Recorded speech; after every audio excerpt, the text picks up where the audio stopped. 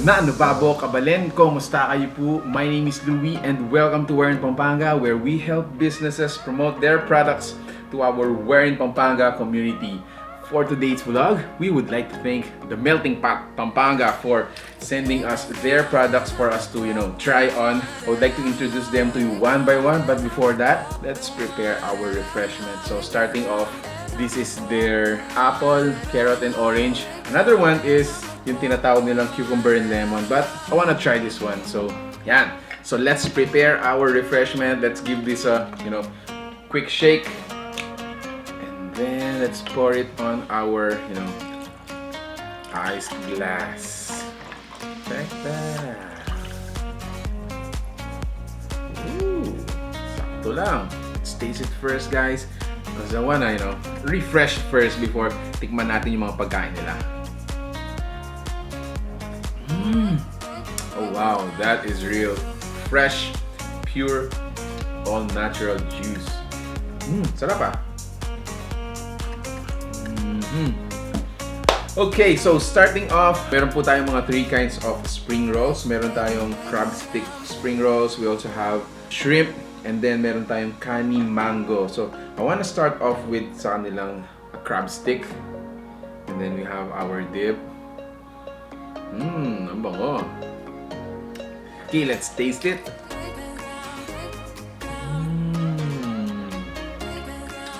Oh, wow.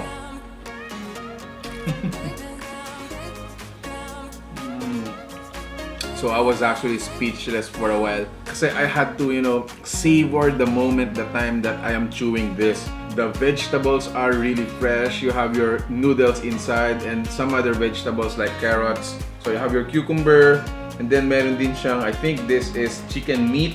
Grabe, this is so refreshing, so fresh, so natural. Nagbibigay talaga ng masarap na lasa yung spring roll dip natin.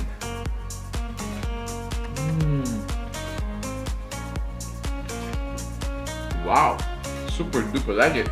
Okay, before I move on guys, I wanna taste kahit isang bite lang dito sa shrimp flavor. So as you can see, there you have it. And then let's dip it again.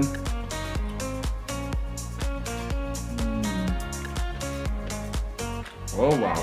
Yung pinaka-base ng spring roll natin, almost the same dun sa crab stick flavor natin, only this time, shrimp flavor yung ating spring roll. Now, they also have another spring roll which is Kani mango.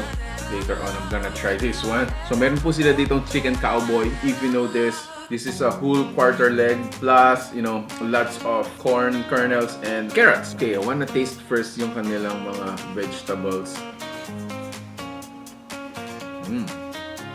Oh yeah. Now this time, let's have a little bit of the meat dun sa ating chicken. Parang nako-compare ko siya sa yung leg quarter ng Kenny Rogers Roasters. There you go. I think this is enough. It actually has an additional dip, no? You can actually dip the chicken or you pour it on top of the chicken or you pour it on top of your rice. So pwedeng-pwede yan. Okay, so moving on, meron pa po silang dito. So this is Japchae or they call it the Korean glass noodles. This is so huge. So again, of course, I'm gonna share this with my family. Right, so I think this is just enough and right. So yung sahog ng Japchae natin, you have your mushroom, also has fried egg, some sesame seeds. Meron din tayong mga vegetables like carrots, you have your bell pepper. But then again, at the end of the day guys, lasa. What I can say, sarap ng lasa. Ang sarap ng lasa. Okay, you wanna try their mga toppings natin.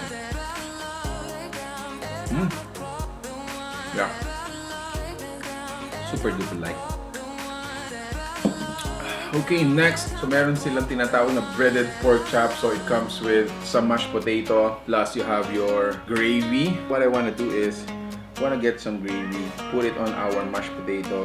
Tumon muna natin yung mashed potato nila. Oh yeah, it is tasty. It is actually flavorful. Okay, so let me taste itong breaded pork chop nila. I want to use my hands now. Okay, there it is. Dip it on our gravy.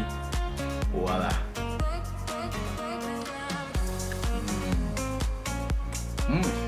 like it more kung meron siyang mashed potato.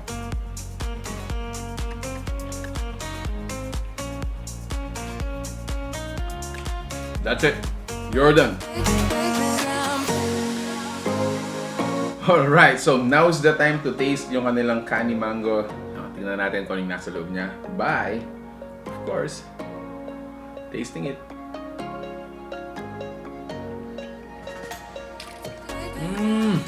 Wow.